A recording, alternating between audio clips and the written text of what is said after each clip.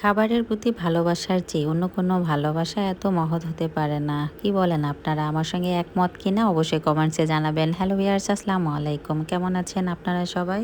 ঘুম থেকে উঠেই দেখি আমার শাশুড়ি আম্মা একজনের কাছ থেকে আমাদের গাছের ছোট্ট একটা কাঁঠাল পেড়ে নিয়েছে, কারণ কাঁঠালটা পেকেছে। তাই ঝটপট মামিকে বললাম কাঁঠালটা কেটে রেডি করতে, কারণ আমার মেয়ে হচ্ছে স্কুলে যাবে। ওর স্কুলে হচ্ছে অঙ্ক পরীক্ষা আছে।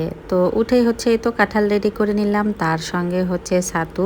তো সবকিছু রেডি করেছে, কিন্তু এইদিকে একেবারে টাইম নেই, পরীক্ষা শুরু হয়ে যাবে। ম্যাডামরা তো স্কুল থেকে ফোন দেওয়া শুরু করেছে, তাজিম এখনো যায়নি। কেন? দুইটা ম্যাডামের ফোন পাওয়ার পরে ঝটপট আমি আর ওর বাবা নিয়ে ওকে চলে গেলাম।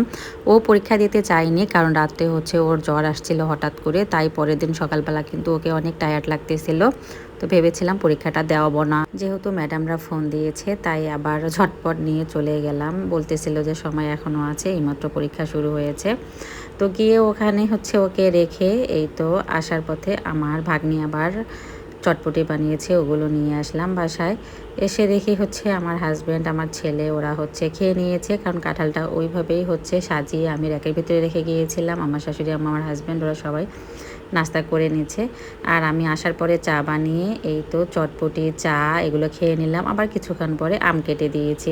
সকালের নাস্তা হচ্ছে আমাদের এগুলোই ছিল। আমি আর আজকে ভাত রান্না করিনি, সরি কালকে।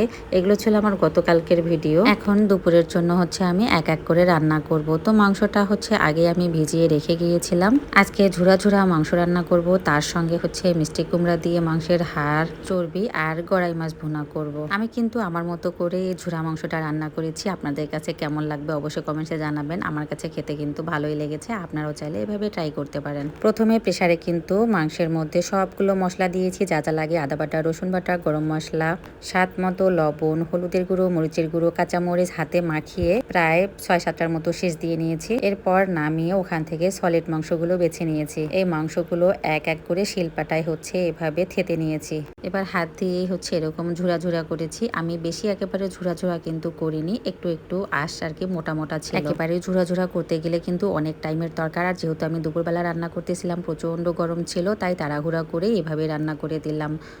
তারপরেও খেতে কিন্তু মজাই হয়েছিল, কালারটা দেখে হয়তো বা বুঝতে পারছেন। আর এই মাংসটার স্পেশাল মজাটাই হচ্ছে এর বাগার দেয়াটা। মাংসগুলো ঝুরা ঝুরা করে নিয়ে এরপর একটা কড়াইয়ে তেল দিয়ে দিলাম, এর মধ্যে পেঁয়াজ কুচি, রসুন কুচি আর কয়েকটা শুকনো মরিচ দিয়েছি।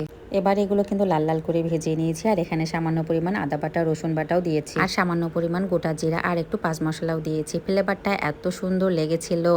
আমি কড়াইয়ে কিন্তু এভাবে দমিয়ে রেখেছিলাম, যখন আমরা খাচ্ছিলাম তখন আবার একটু গরম করে নিয়ে গরম গরম পরিবেশন করেছিলাম। দুপুরবেলা গরম গরম ভাতের সঙ্গে এই হচ্ছে আমার ঝুরা মাংসের ভুনাটা, আর তার সঙ্গে ছিল সালাদ, লেবু। মাশাল্লাহ, সবাই মিলে মজা করেই খেয়েছি। ভিডিওটা এখানে শেষ করলাম। রেসিপিটা ভালো লেগে থাকলে লাইক দিয়ে, ফলো দিয়ে পাশে থাকবেন নেক্সট একটা সুন্দর রেসিপি পাওয়ার জন্য।